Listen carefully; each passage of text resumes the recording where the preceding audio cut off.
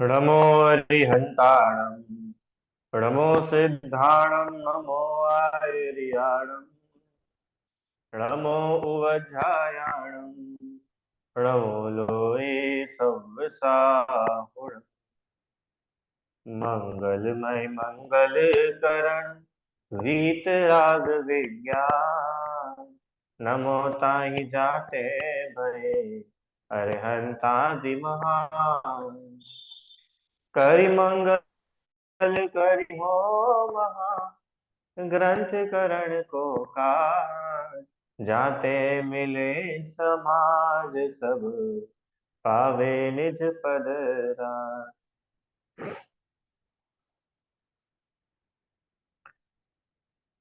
आचार्य कल्प पंडित तोडरमल जी द्वारा रचित मोक्ष मार्ग प्रकाशक जी के आधार से हम वीतराग विज्ञान 2 में जो 4 अनुयोग का पाठ है उसको पढ़ रहे हैं। अभी तक हम लोगों ने क्या क्या कि अनुयोग किसको बोलते हैं, चारों अनुयोग में क्या क्या होता है, बराबर। और हम अनुयोग किसको बोलते हैं कि जिन जिनेन्द्र भगवान के वचनों को कथन करने की स्टाइल, कथन करने की पद्धति, वह अनुयोग कहलाती है। ये अनुयोग 4 होते हैं: प्रथमानुयोग, करणानुयोग, चरणानुयोग, द्रव्यानुयोग। प्रथमानुयोग माने जिसमें पुराण पुरुष, महंत पुरुष, तीर्थंकर, चक्रवर्ती, पुण्य पाप का फल, संसार की विचित्रता आदि ये सब बातें बता करके धर्म में जिसमें लगाया जाता है, जिन्हें बता करके वह प्रथमानुयोग कहलाता है। चरणानुयोग करणानुयोग किसको बोलते हैं? जिसमें जीव व कर्मों की विशेषता वह 3 लोक का विस्तार, 3 लोक का स्वरूप बता करके बताया जाता है, धर्म में लगाया जाता है, वह चरणानुयोग। चरणानुयोग किसको बोलते हैं कि चरणानुयोग में जिसमें मुनिराज वह गृहस्थ के करने योग्य आचरण का जिसमें वर्णन हो वह चरणानुयोग कहलाता है। और द्रव्यानुयोग किसको बोलते हैं कि जिसमें 6 द्रव्य, 7 तत्व, भेद विज्ञान आदि का जिसमें निरूपण किया गया हो वह द्रव्यानुयोग कहलाता है। ठीक है, चलो। अब इसके बाद अपन ने चारों अनुयोगों को पढ़ने का क्या प्रयोजन है, चारों अनुयोगों का क्या क्या मतलब है, क्यों ये अनुयोग है, ये हमने प्रारंभ किया था। इसमें हमने सबसे पहले प्रथमानुयोग का प्रयोजन देखा कि जो जीव तत्वज्ञानी नहीं है, तुच्छ बुद्धि वाले हैं, मिथ्या दृष्टि है, अज्ञानी है, उन लोगों को कहानी, कथाएं इसके माध्यम से धर्म में लगाया जाता है। धर्म में वे लोग लगते हैं और जिन्हें तत्व ज्ञान हुआ हो उनको तो प्रथमानुयोग की सारी घटनाएं अपने ही उदाहरण के रूप में लगती है। जो वो जानता था कि जीव अनादि निधन है, और जैसे ही प्रथमानुयोग को पढ़ा कि हाँ देखो आत्मा का तो कभी नाश नहीं होता, समझ में आया ना। और हम तो ऐसे प्रथमानुयोग का ऐसा प्रयोजन होता है। दूसरा, करणानुयोग का क्या प्रयोजन है कि जो जीव अज्ञानी है, धर्म में नहीं लगा है, वह करणानुयोग को पढ़ करके सर्वज्ञ भगवान द्वारा देखा गया लोकालोक, सर्वज्ञ भगवान के केवल ज्ञान में कैसा कैसा विश्व जीता है उसको जान करके धर्म में लगता है। 7 तत्व का जीव, अनेक अनेक प्रकार के जीव, अनेकों अनेकों प्रकार के कर्म, कर्म के फल, कर्म क्यों बंधते हैं, ऐसा सब जानता है, तो पाप को छोड़कर धर्म में लगता है। जो ज्ञानी जीव है, जिन्हें तत्व ज्ञान हो गया है, जो सम्यक दृष्टि जीव है, उन्हें कर्णानुयोग से क्या फायदा है कि उन्हें कर्णानुयोग पढ़ करके उनका तत्व ज्ञान और निर्मल होता है।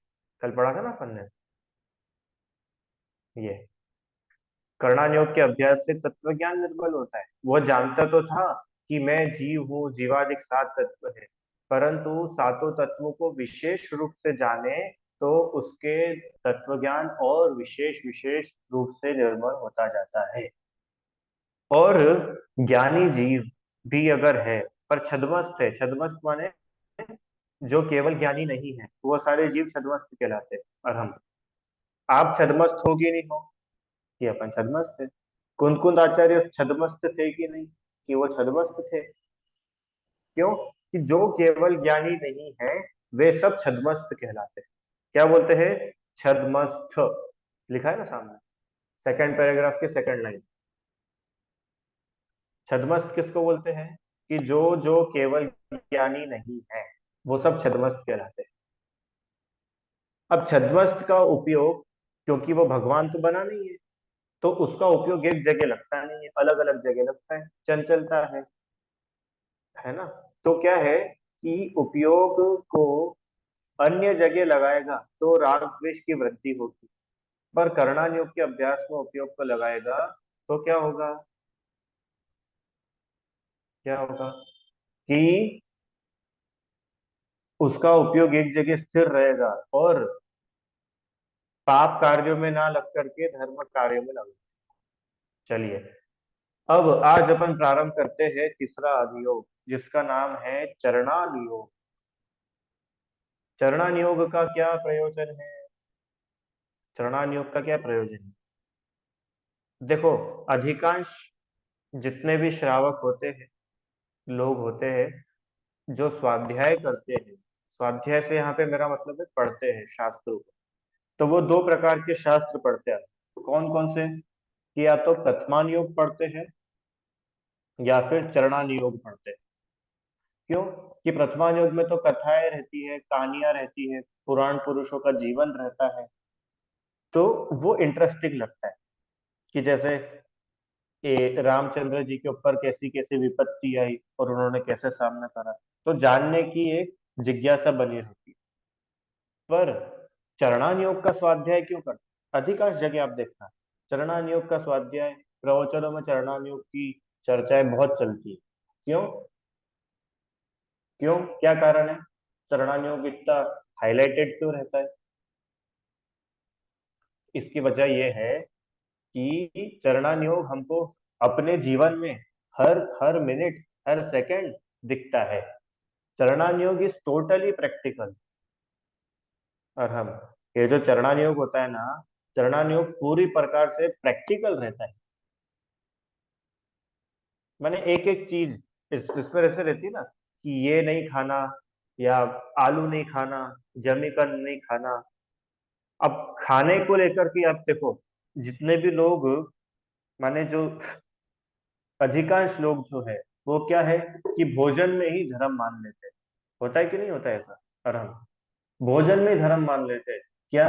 कि हमने कुएं के पानी के नियम ले लिए तो हम धर्मात्मा हो गए, और ये बिस्लरी का पानी पीते तो ये धर्मात्मा नहीं है। या हमने जमीकंद का त्याग कर दिया तो हम धर्मात्मा है, और ये जमीकंद खाते हैं तो ये धर्मात्मा नहीं है। या हमने नित्य देव दर्शन करने का नियम लिया है तो हम धर्मात्मा है। या फिर हमारे जीवन में बहुत सारे प्रतिज्ञाएं, नियम चलते रहते हैं तो हम धर्मात्मा है, अन्य नहीं है। तो धर्म का सीधा सीधा संबंध कैसे जोड़ देते हैं? बाहर की क्रियाओं से। धर्म का सीधा सीधा संबंध कैसे जोड़ दिया जाता है विकास? कि बाहर की क्रियाओं से। क्यों? क्योंकि क्रियाएं दिखती है। देखो, अंदर के भाव किसी को नहीं दिखते। आज आप किसी भी व्यक्ति के बाहर की क्रियाओं से, उसके बाहर के जीवन से ही उसका एनालिसिस करते हो ना, कोई भी हो। किसी भी व्यक्ति का एनालिसिस कैसे किया जाता है? कि वो बाहर से कैसा है, उसका जीवन कैसा है, उसका आचरण कैसा है, उसके दिनचर्या कैसी रहती है, उसको ही तो आप धर्मात्मक किया, उसका एनालिसिस करते हो।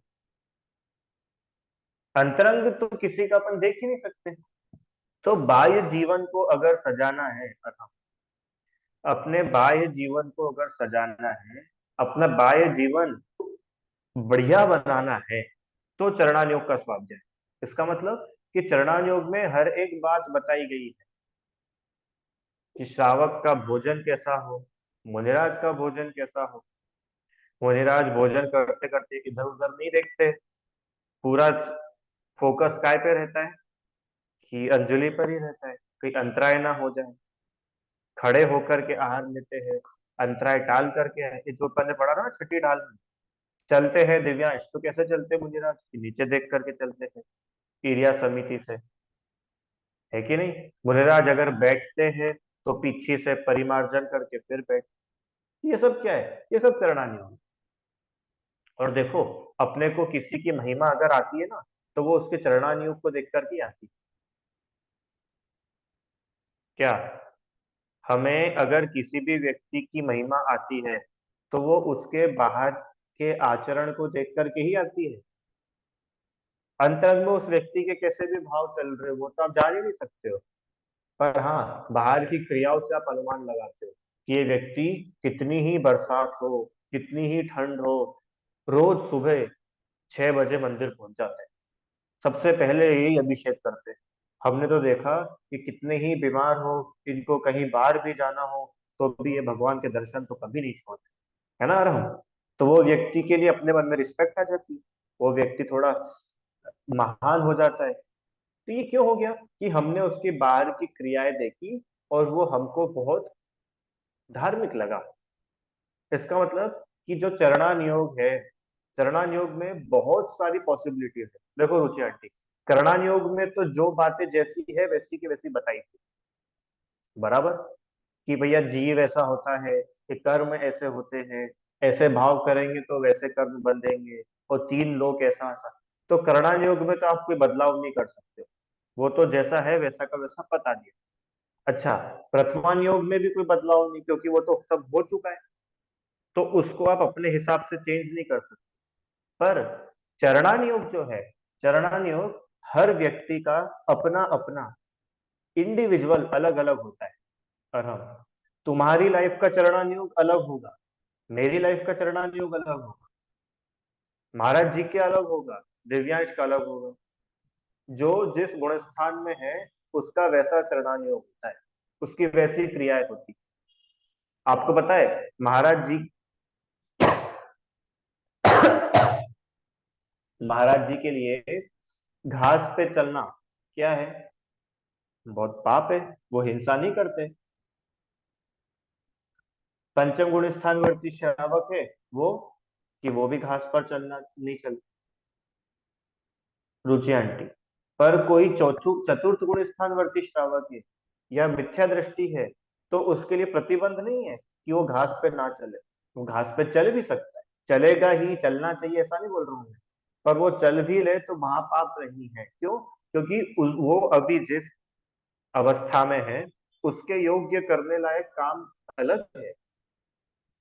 देखो, महाराज जी के लिए 3 टाइम 4 टाइम की सामायिक करना कंपलसरी है, रुचि आंटी, बराबर? पर अपन लोगों के लिए नहीं है। तो मुनिराज का चरणानियोग अलग है, श्रावकों का चरणानियोग अलग। अच्छा, अपन लोगों में भी जो व्रती श्रावक है, जिन्होंने प्रतिमाएं आदि ले रखी है, उनके लिए सामायिक करने का नियम रहता है। और जो अविरति श्रावक है, जिन्होंने कोई प्रतिमा आदि नहीं दी है, उनके लिए सामायिक करने का कोई बाउंडेशन नहीं है। समझ रहे हो कि नहीं आप लोग? और हम, तो हर व्यक्ति का चरणानियोग अपना अपना अलग अलग होता है। ठीक है, देखो अब इसको अपन पढ़ते हैं, आपको बहुत अच्छे से समझ में आएगा। रुचि आंटी ध्यान से पढ़ना, देखो क्या लिखा है। अब चरणानियोग का प्रयोजन कहते हैं, चरणानुयोग में नाना प्रकार के धर्म के साधन निरूपित करके जीवों को धर्म में लगाते हैं। क्या लिखा? नाना प्रकार धर्म के साधन। ये नाना प्रकार मतलब क्या होता है? किसके नाना जी की बात चल रही है भाई? कि नहीं, नाना मतलब होता है वेरियस, अलग अलग, डिफरेंट टाइप्स। ठीक है, जैसे अपनी क्लास में नाना प्रकार के लोग हैं, कोई इंदौर का है, कोई मुंबई के है, कोई ग्वालियर के है, कोई सूरत के है, कोई कहीं के है, कोई कहीं के, नाना प्रकार के लोग। समझ में आए दिव्यांश? नाना प्रकार मतलब, नाना प्रकार मतलब अलग अलग टाइप्स के। जैसे मैं मिठाई की दुकान पे गया, वहां पर नाना प्रकार की मिठाइयाँ थी। नाना प्रकार की मिठाइयाँ मतलब कि वहाँ रसगुल्ला भी था, तो गुलाब जामुन भी था, रुचि आंटी, और कि वहां पे घेवर भी था, वहां पर दूध की मिठाई भी थी, वहां पर लड्डू भी थे। समझ में आया रहा हूँ? नाना प्रकार मतलब क्या होता है? नाना प्रकार मतलब अलग अलग टाइप्स के, बहुत सारे टाइप। तो चरणान योग में बहुत सारे प्रकार के धर्म के साधन निरूपित करके जीवों को धर्म मिला, कि चरणान योग में बहुत सारी पॉसिबिलिटीज है धर्म में लगने की। देखो, कोई व्यक्ति अगर, देखो यहाँ आगे लिखा ही ना, चलो पर इसको पढ़ के ही समझते हैं। देखो आगे क्या लिखा है, जो जीव हित अहित को नहीं जानते, हिंसा आदि पाप कार्यों में तत्पर रहते, उन्हें जिस प्रकार पाप कार्यों को छोड़कर धर्म कार्य में लगे, उस प्रकार का उपदेश दिया है। क्या लिखा है? कोई व्यक्ति, कोई जीव अच्छा बुरा नहीं जानता, मेरे लिए क्या अच्छा है, मेरे लिए क्या बुरा है,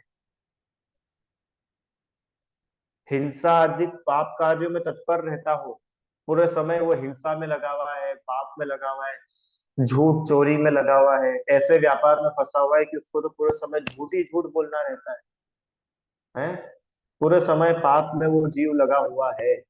तो क्या बोल रहे हैं कि ऐसा कोई जीव है, अब उसको आपको धर्म में लगाना है रुचि आंटी। तो कैसे लगेगा वो जीव धर्म में, कि उसको तो जिस प्रकार, जैसे भी अगर वो पाप को छोड़े, तो उसे पाप को छुड़ा करके धर्म में लगाने का उपदेश देते हैं। ये चरणान योग की स्टाइल है दिव्या। देखो, आप लोगों ने एक स्टोरी सुनी है कि एक व्यक्ति, माने जंगल का ही आदिवासी टाइप का व्यक्ति था, वो जंगल में मुनिराज के दर्शन कर, और उसको मुनिराज के दर्शन करके बहुत अच्छा लगता है। तो वो महाराज जी से बोलता है कि महाराज जी, मुझे आपके दर्शन करके बहुत अच्छा लगा, मुझे कोई नियम लेना है। तो महाराज जी ने बोला कि अच्छी बात है, कि क्या नियम लेना है तुमको? एक काम करो, तुम रात्रि भोजन छोड़ दो। कि नहीं नहीं, मैं रात्रि भोजन तो नहीं छोड़ सकता हूँ, मैं जंगल से लकड़ियां काट के बहुत देर से घर पहुंचता हूँ और मुझे रात हो जाती। कि अच्छा, तो एक काम करो, तुम क्या कर सकते हो, तुम एक काम करो, तुम कौवे का मांस मत खाना, बस जाओ, आशीर्वाद। और हम उसको क्या नियम दिया, कि कौवे का मांस नहीं खाना। अरे सुनी कि नहीं ये वाली कहानी दिव्यांश? कब की, तुम क्या नियम लेना, कि बस कौवे का मांस नहीं खाना। एक कहानी ऐसी सुनी थी ना, कि वो मछुआरा था, मछली पकड़ता था, कि साहब क्या करे, कि तुम पहली मछली छोड़ देना। अरे याद है कि नहीं कहानी? अरहम, वो मछली पकड़ने वाला था, तो उसने ऐसे ऐसे ऐसे ऐसे करके जाल डाला, रुचि आंटी, और एक मछली बाहर आई। तो उसको याद आया कि नहीं नहीं, महाराज जी से नियम लिया था कि पहली मछली छोड़ देना। तो उसने वो वाली मछली वापस पानी में डाली, फिर वापस अपना कांटा डाला, और फिर ऐसे ऐसे ऐसे करके मछली बाहर निकाली। तो नई मछली नहीं आई, वही वाली मछली वापस से आ गई। तो क्या करा उसने, कि वापस से छोड़ दी। क्यों? क्योंकि ये तो वही वाली मछली है, और मैंने नियम लिया था। क्या नियम लिया था? कि पहली मछली छोड़नी है। समझ में आए? तो वो व्यक्ति सिर्फ एक नियम लिया, उस व्यक्ति के लिए धर्म में लगाना, इसमें लिखा है ना, अलग अलग टाइप से उसको धर्म में लगाते हैं। तो उस व्यक्ति को तो सिर्फ इतना बोल करके धर्म में लगाया, कि क्या बोल करके, कि आप पहली मछली को छोड़ देना। अपूर्व क्या बोल करके धर्म में लगाया, कि तुम कौवे का मांस मत खाना। समझ में आया ना? तो वो उस व्यक्ति के लिए चरणायोग हो गया वो। क्यों? क्योंकि उसको ऐसी कोई क्रिया में लगाया जिससे वो व्यक्ति धर्म में लग गया। तो वो कोई बहुत बड़ा धर्मात्मा नहीं हो गया महाराज जी जैसा या श्रावक जैसा, पर तो भी जिस अवस्था में वो है, उसके हिसाब से तो उसने बहुत अच्छा काम किया है ना। एक स्टोरी आती है कि वो एक कुत्ता था, उसने रात्रि भोजन त्याग का नियम लिया था। अब वो नीचे जाता था तो अंधेरा, ऊपर आता था तो उजाला। अरे याद है कि नहीं कहानी? अरहम, एक कुत्ता था, उसको बहुत तेज भूख लगी, और उसका नियम था, कुत्ते का क्या नियम था, कि भाई रात्रि में नहीं भोजन करना। ठीक है भैया। अब वो था तो अंदर नीचे था किसी जगह में, गुफा में, वहां पर तो अंधेरा था। तो उसने बोला भूख तो बहुत तेज लग रही है, क्या करूं क्या करूं। तो उसने बोला कि अभी तो अंधेरा है, अभी अपन अंधेरे में भोजन नहीं करेंगे। पर वो बाहर आकर के जैसे ही देखता है, बाहर उजाला दिखता है। तो उसने बोला कि अरे अरे, अभी तो उजाला है, चलो भोजन कर। अंदर जैसे ही जाता है रुचि आंटी, तो क्या मिलता है? फिर अंधेरा मिलता है, क्योंकि अंदर तो अंधेरा था ना। तो उसने उसके नियम का पालन करा, उसने उसका नियम छोड़ा नहीं। कौवे का मांस नहीं खाना था तो नियम का पालन। अरे करा कि नहीं करा? एक छोटा सा नियम आपको भगवान बना सकता है। क्या बोला मैंने? और हम, एक छोटा सा नियम आपको भगवान बना सकता है। भगवान बनने के लिए बहुत बड़े बड़े काम करने की बिल्कुल जरूरत नहीं है। छोटे छोटे कामों को अच्छे से करने की जरूरत है। रुचि आंटी, कि नहीं नहीं सर, हम तो बस भगवान बन के बताएंगे, हम तो क्या करेंगे, हमने तो सारे नियम ले लिए, हम तो सिर्फ बस कुएं का पानी पियेंगे और कुछ नहीं करेंगे, देखो आपको भगवान बन के बता। तो बोल रहे, अरे भैया तू जहाँ पे रहता है, तेरे घर के 15 किलोमीटर दूर तक कुआं ही नहीं है, क्या कुएं का पानी पिएगा तू? तू खुद भी परेशान होगा और घर वालों को भी परेशान करेगा। मेरे लिए कुएं का पानी लाओ, कुएं का पानी लाओ। इससे तो आप छोटे छोटे नियम देखो। इसी मोक्ष में प्रकाशक में लिखा है आगे, क्या पता है क्या लिखा है? कि प्रतिज्ञा कैसे ली जाए विशुद्धि। क्योंकि क्या है, अधिकतर लोग, क्योंकि चरणान योग दिखता है ना। दिव्यांश, अपन ने शुरू में बात करी थी कि प्रथमान योग, करणान योग, द्रव्यान योग ये दिखते नहीं है, पर चरणान योग तो प्रैक्टिकल लाइफ में दिखता है। हर किसी का चरणान योग दिखता है, आचरण दिखता है अपूर्व। हम लोग जैन हैं, हम कहीं बाहर जाते हैं तो दिन ढलने के पहले अपना भोजन कर लेते हैं। तो ये पूरी दुनिया को दिखता है, और देख के व्यक्ति समझ जाता है, अरे देखो जैन लोग। तो चरणान योग तो दिखता है, बाकी के तीन अनुयोग दिखते नहीं है बाहर में। तो क्या है कि चरणान योग दिखता है ना, तो व्यक्ति इमोशनल होकर के नियम ले लेता है। रुचि आंटी, क्या? कि देखो भैया, अपन नियम ले लेंगे तो सब लोग अपने को पहचानेंगे, सब लोग अपने बारे में अच्छा अच्छा सोचेंगे, अपन धर्मात्मा कहलाएंगे। कि देखो छोटी सी उम्र में क्या करा, बच्चों ने आलू प्याज छोड़ दिए, वाह, क्लैप क्लैप क्लैप, ताली ताली ताली, सम्मान हो जाएगा। तो तीन बच्चों ने हाथ उठाया, चौथे बच्चे ने भी साथ में उठा लिया। वैसा ही तो होता है। अरे बच्चों में क्या होता है दिव्या, कि कुछ बच्चों ने हाथ उठाया तो अपन भी उनको देखा देखी, अपन ने भी हाथ, क्यों, इन सब के लिए ताली बज रही है, मेरे लिए भी ताली बजेगी। इमोशनल होकर के नियम ले लिए। पर टोडरमल जी इसका मना करते हैं। वो बोलते हैं कि प्रतिज्ञा कभी भी भावुक होकर के नहीं ली जाती है। रुचि आंटी, कि नहीं सर, वो हमने तो प्रतिज्ञा ले ली, क्या प्रतिज्ञा ले ली?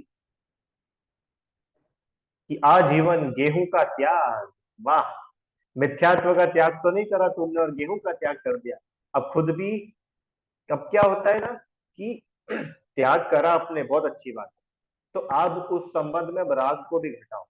राग तो कम नहीं हुआ, खाने को तो अपने को बढ़िया गेहूं का खिचड़ा चाहिए, और गेहूं का कर दिया है त्याग। तो क्या होगा अरहम? फिर होगी संश्लेषता, फिर होगी विशुद्धि की हानि, फिर होगा पाप का बंध, फिर हो गया धर्म की अप्रभावना। इसलिए उन्होंने बोला है टोडरमल जी ने इसी में मोक्ष मार्ग प्रकाश, कि प्रतिज्ञा, रुचि आंटी, प्रतिज्ञा ऐसी ली जानी चाहिए जो अपने को लगे कि हमसे पल सकती है, और उसके बारे में पूरा लिखो कि अगर हम बीमार हुए तो हम कैसे पालेंगे, अगर हम इंदौर के बाहर चले गए तो कैसे पालेंगे, अगर हम मरने के लिए बिल्कुल हो गए कि अब मर ही जाएंगे तो उस सिचुएशन में क्या करेंगे। हर चीज को पहले लिख करके पूरा ड्राफ्ट तैयार करो, फिर प्रतिज्ञा ली जाती है। फिर तो उस कीमत पे ली जाती है कि उसने मरना स्वीकार कर लिया, पर कौवे का मांस नहीं खाया। समझ में आया? ऐसे नहीं कि चलो चलो, अब नियम तो ले लिया था, पर अब क्या करें, भूख लग रही, अपन तो नमोकार मंत्र की माला फेर लेंगे और खा लिया। नहीं, बहुत बड़ा पाप है। इससे तो इन्होंने लिखा है टोटल जी ने, इससे तो प्रतिज्ञा नहीं लेना श्रेष्ठ है। प्रतिज्ञा लेकर के तोड़ने से अच्छा है तुम प्रतिज्ञा मत लो। दिव्यांश, प्रतिज्ञा का स्वरूप समझना चाहिए। क्यों चरणान योग बाहर में दिखता है तो इमोशनल होकर के नियम ले लिए, इमोशनल होकर के कि भैया सब लोग खूब अपना सम्मान करेंगे, कि नहीं, नियम ले प्रयोजन नहीं है। प्रयोजन क्या है? धर्म में लगना है। क्या बोला?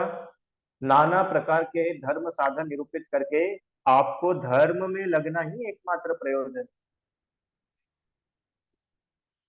भिंडी छोड़ना प्रयोजन नहीं था, बेर छोड़ना प्रयोजन नहीं था।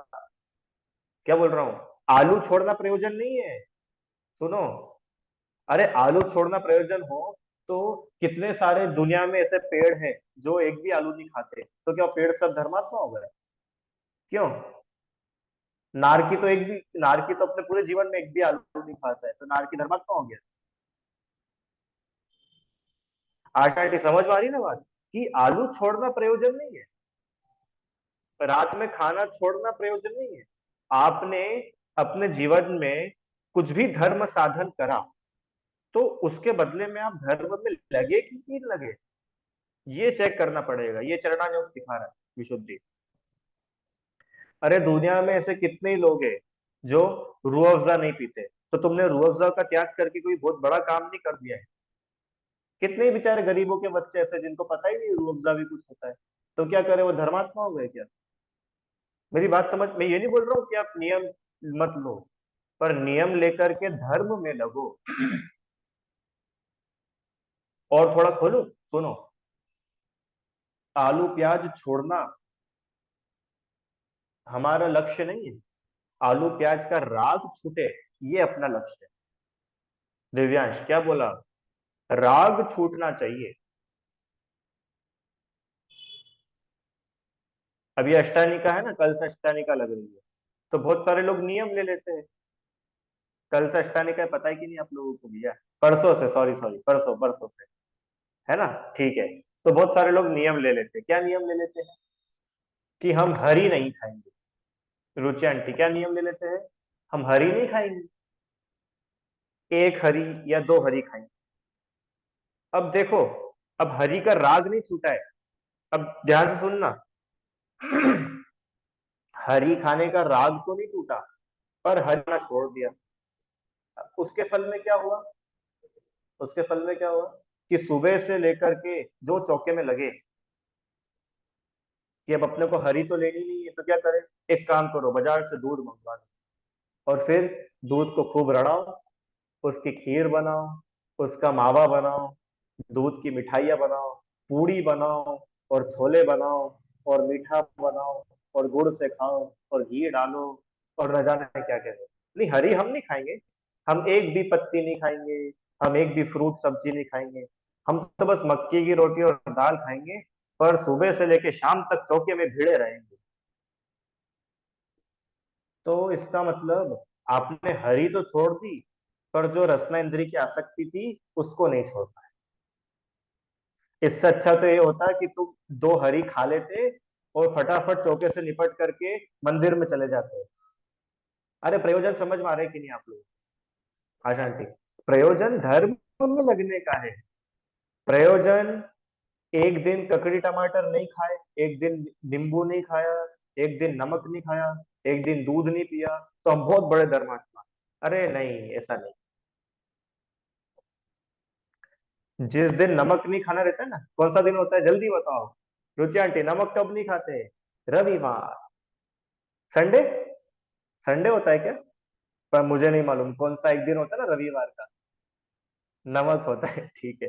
हाँ तो संडे, रविवार के दिन क्या होता है? नमक की रसी करते हैं। ठीक है भैया, बहुत अच्छी काम करा आपने। तो फिर आपने उस दिन खाने में क्या बनाया था? कि उस दिन हमने बनाई थी पूड़ी, उस दिन हमने बनाई थी खीर, उस दिन हमने बनाई थी पेंट खजूर की चटनी जिसमें किसी में भी नमक नहीं लगता है, और खूब भरपेट खाना खाया था, 2 बजे तक खाना खाते गए। इसका मतलब आपने आसक्ति नहीं छोड़ी, आप धर्म में नहीं लगे, आपने नमक छोड़ दिया, पर आपका राग नहीं टूटा। अरे मजा तो तब आता था कि नमक छोड़ो और आप वही रोटी दाल सब्जी चावल बनाओ जिसमें रोज नमक के साथ खाते थे, और आज बिना नमक के खाओ, तो आपको पता चलेगा कि अपना नमक में कितना जुड़ान है। समझ में आया? देखो एक चीज बोलता हूँ, रसी रसी हर कोई करे, रसी न जाने कोई। क्या बोला? रसी रसी हर कोई करे, रसी न जाने कोई, अरस तत्व को जाने बिना, रसी कहाँ से होए। क्या बोला? अरे आज हमारी रसी है, आज हम तेल नहीं खाएंगे, आज हम नमक नहीं खाएंगे, आज हम शक्कर नहीं खाएंगे, आज हम गुड़ नहीं खाएंगे, आज हम दूध नहीं लेंगे, आज हम, पता नहीं क्या क्या नहीं खाएंगे।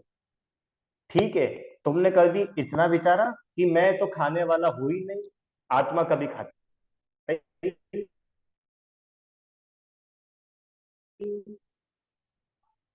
पहले अपने आप को न खाने वाला मानता था, अब अपने को नमक नहीं खाने वाला मानता है।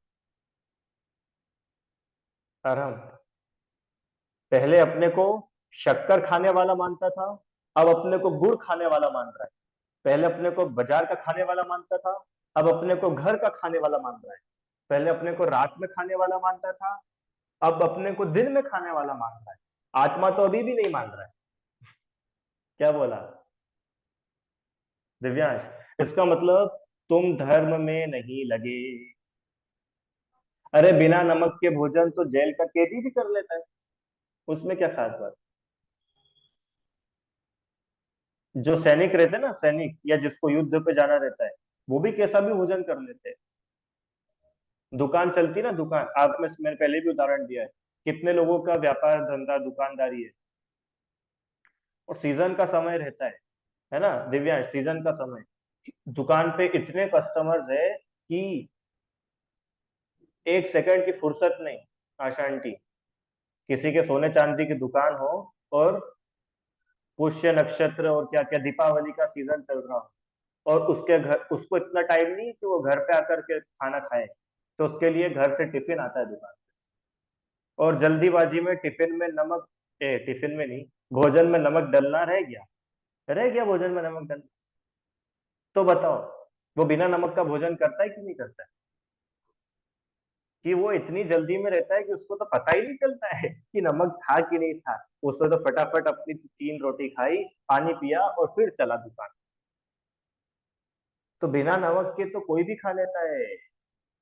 मैं ये इसलिए बोल रहा हूँ कि अभी अपन ने अपने आप को इतना इन सब चीजों से जोड़ रखा है। कैसे जोड़ रखा है? कि बस खा लिया तो आप धर्मात्मा नहीं, और आपने नहीं खाया तो आप धर्मात्मा।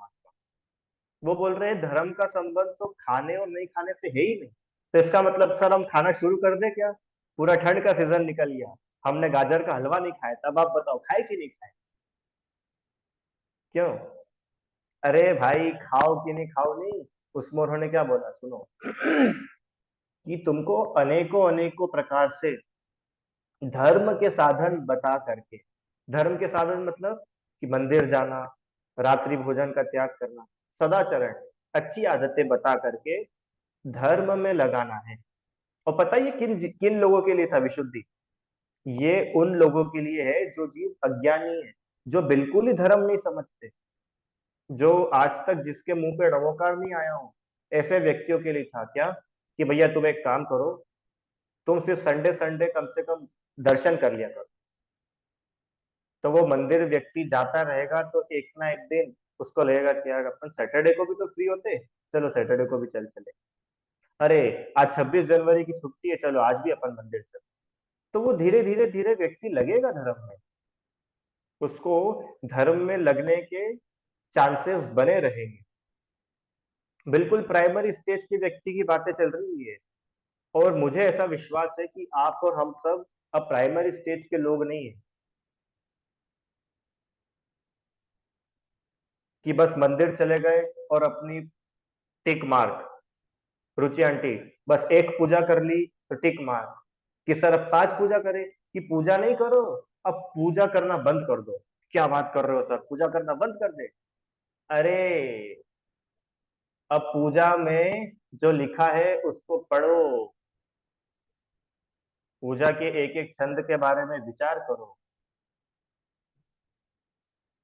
जड़ चेतन की सब परिणति प्रभु अपने अपने में होती है, अनुकूल कहे प्रतिकूल कहे, यह झूठी मन की भक्ति है। और जलम निर्वपामिति स्वाहा। अब अगला छंद पढ़ो, कि नहीं ऐसी पूजा नहीं, अब ऐसी पूजा करना बंद कर दो। खूब पानी इधर से उधर कर लिया, खूब चावल इधर से उधर कर ली तुमने, जीवन में क्या बदलाव आया, अभी अपने जीवन का आकलन करने का समय है। रुचि आंटी, अभी करणान योग से अपन बात करके आए थे ना। करणान योग का तो ऐसा कहना था कि अभी ये क्लास ले और अगले दिन क्लास हो भी नहीं और खबर मिल जाए कि सर चले गए। किसी का आयु आयु कर्म का है ही नहीं पक्का। तो आप इधर से उधर जल करते रह जाओगे और आप स्वाहा हो जाओगे। और जीवन की उपलब्धि क्या रही? क्या जीवन की उपलब्धि रही कि साहब हमने तो खूब सारे विधान कर लिए, खूब सारी बादाम चढ़ा दी अच्छी अच्छी क्वालिटी की बड़ी बड़ी, कि बहुत अच्छा काम करा। भगवान की पूजा तो उत्कृष्ट द्रव्य सामग्री से ही करना चाहिए, पर उस पूजा करने का जो पर्पस था उस तक आप जा पाए? जब जड़ और चेतन की परिणति अपने अपने में होती है तो तुम क्यों आकुलता करते हो? शरीर का काम शरीर में होता है तो तुम क्यों शरीर के कर्ता बनने की कोशिश करते हो? विशुद्धि समझ में आया कि नहीं? कि शरीर का आराम, शरीर का काम शरीर में होता है तो तुम क्यों टेंशन लेते हो? क्यों तुमको कभी टेंशन होती है क्या कि मेरी भी सर जैसी दाढ़ी आ जाए? कि तुम ला ही नहीं सकते हो। जब आनी होगी तब आ जाएगी। जब आनी होगी तब आएगी ना। कि तुम कुछ करोगे कि शरीर में कोई 1% कुछ नहीं कर सकता। रुचि आंटी, शरीर में हम अपनी 1% भी चला सकते हैं क्या? सही से बताना ईमानदारी से, आप लोगों को क्या लगता है? आप अपने हिसाब से अपना शरीर चला सकते हो? एक भी व्यक्ति नहीं चला सकते। चाहते सब है पर किसी के चाहे अनुसार होता नहीं। तो जब शरीर का काम शरीर में होता है, जड़ का काम जड़ में हो रहा है, चेतन का काम चेतन में हो रहा है, तुम आकुलता क्यों कर रहे हो? तो ये एक एक स्टेप आगे बढ़ना हो। रुचि आंटी, समझ में आया ना? मैं आप लोगों को पूजा नहीं करने के लिए नहीं बोल रहा हूँ। मैं आप लोगों को ये नहीं बोल रहा हूँ कि कल से पूजा मत करना और घर पे अखबार पढ़ने लग जाना। मैं तो बोल रहा हूँ पूजा करना चाहिए, पर अब सच्ची पूजा करो। जो व्यक्ति आज तक मंदिर नहीं गया तो उसको तो हम खूब उपदेश देंगे। जिस प्रकार से देखो लिखा है ना उसमें कि जिस प्रकार पाप कार्य को छोड़कर उसको धर्म कार्य में लगाएंगे, जैसे तैसे लगाएंगे। जैसे बच्चों को लाते हैं ना पाठशाला में, विशुद्धि कैसे लाते हैं बच्चों को पाठशाला में? गिफ्ट मिलेंगे चलो। तो भले गिफ्ट का लालच दिया, हालांकि लालच अच्छी बात नहीं है, पर वहां पर उद्देश्य लालच नहीं है। वहां पर हमारा पर्पस है पाठशाला। संडे को सब बच्चों को अभिषेक करने आना है, उसके बाद में नाश्ता मिलेगा। तो नाश्ता कराना वो पर्पस नहीं है, बच्चों को अभिषेक करना कराना पर्पस। रुचि आंटी समझ में आए? तो पूजा करना पर्पस नहीं है। पूजा क्यों कर रहे हैं? पंच परमेष्ठी की पूजन पढ़ो। अपने स्वरूप की प्राप्ति हेतु हे प्रभु मैंने की है पूजन। जब तब तक चरणों में ध्यान रहे तब, जब तक न प्राप्त हो मुक्ति। अपने स्वरूप की प्राप्ति के लिए की है पूजा, मात्र समाज को बताने के लिए नहीं की है। इसे विचार करना चाहिए अपने। रूढ़ी रूढ़ी से या ट्रेडिशन में ही नहीं रहना चाहिए, विचार करना चाहिए। तो आपका पूजन सार्थक है, तो आपका चरणानुयोग सार्थक है। ठीक है। दो ही लाइन अभी अपन ने आज देखी है, इसका और विशेष अर्थ कल देखेंगे। अच्छा, कल से अभी जब तक अष्टानिका चलेगी, क्लास का समय 7 बजे रहेगा, क्योंकि यहाँ पर स्वाध्याय रहेगा तो 8 बजे से स्वाध्याय में जाना है। तो 7 बजे से 7:40 तक अपनी कक्षा रहेगी।